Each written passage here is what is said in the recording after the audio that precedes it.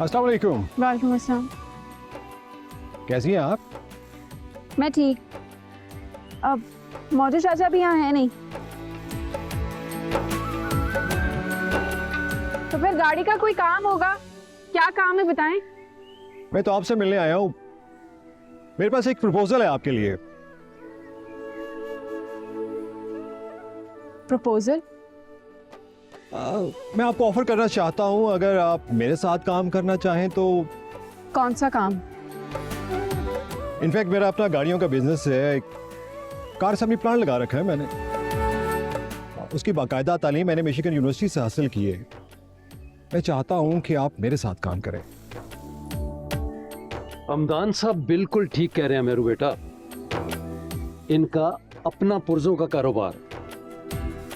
इसके लिए तो मुकम्मल ट्रेनिंग और तालीम की ज़रूरत होती है ना।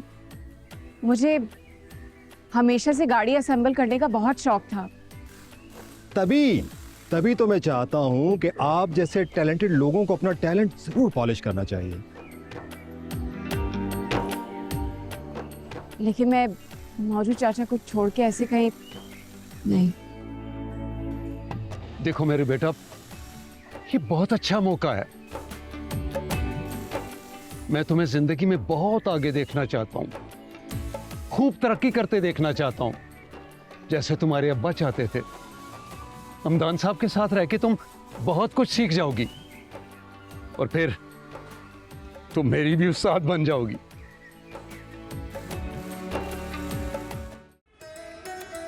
Assalamualaikum, this is Hima Bukhari. This is Aris Ahmed from More Entertainment. Subscribe to YouTube channel of Art TV.